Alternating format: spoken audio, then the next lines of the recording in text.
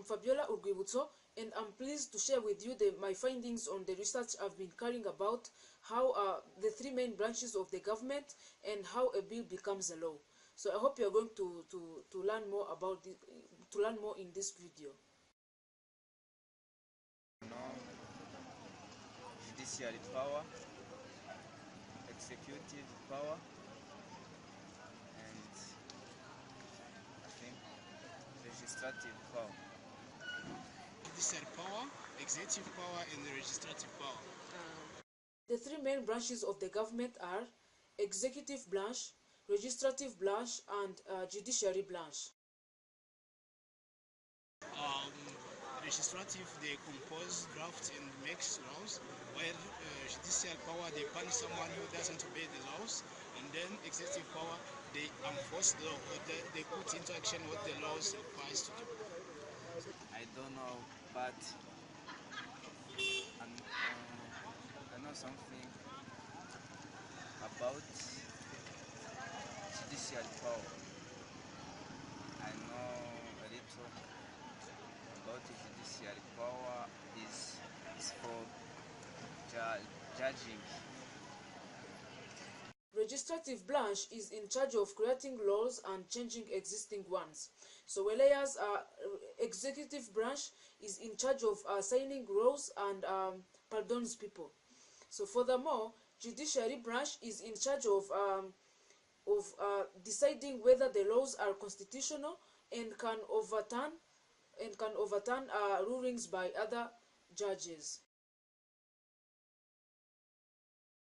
Actually, I don't remember well, but I can name Green Party. Yeah. Green Party is the third one. I know only two.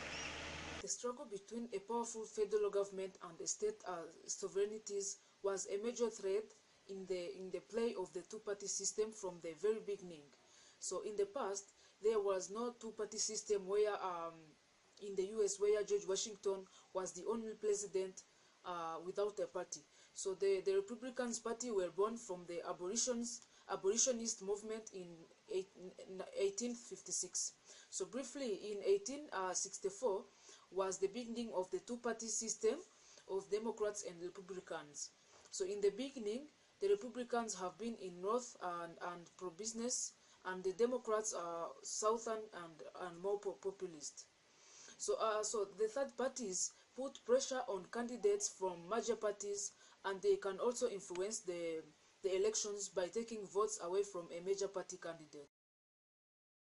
By voting by assembly, voted by assembly. A bill become law in different process. There are one way the member of parliament, they draft a bill, then they bring it to the General Assembly, they go through voting, and then if it passes through the majority, it goes to the president, and then the president signs, it becomes law.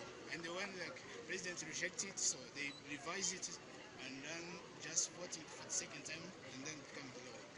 Actually, the law begins as ideas which may come from a representative or from a citizen. So the citizen contact their representative to discuss ideas, and if they agree, they research ideas and write them into bills. So at this time, the bill needs a sponsor. So it means that the representative talks with other representatives in order for them to support it. So if the bill has a sponsor and it is supported by some of the representatives, so it is now introduced to the US House of Representatives. So it means that the representatives place a bill into a hopper. So the bill goes to committee members in order to review and research and revise the bill before voting on whether or not to send the bill back to the House floor or tower of the Capitol. So when the committee approves a bill, it is sent or reported to the House floor. So which means that the bill is ready to be debated by the US House of Representatives. So actually, so they discuss and explain why the bill should be agreed or disagreed, and recommend changes. So once the changes have been made, the bill is ready to be voted on in the House of Representatives. So if most representatives say yes, so the bill is certified by the clerk of the House and sent to the US Senate. So once the bill is in the Senate, it goes through the same steps it went through in the US House of Representatives. So they also vote for it. If most Senate say yes or yeah, the bill is now ready to go to the president. So once the bill reached to the president, so he can choose to do nothing about it or to refuse to sign, which means to veto the bill. So at this time, the bill is sent back to the House of Representatives along with the reasons for the veto. So they vote again, and if two-thirds of representatives and senators um, support the bill becomes a law. So the third choice of the president is to sign and pass the bill. So this is when they say that the bill becomes a law. So it means that the bill is a law if bill has passed in both the U.S. House of Representatives, so and the US Senate, and has been approved by the president, or if a president veto has been overridden, so the bill becomes a law. Thank you so much for your kind attention. So I hope you learned a lot from this video.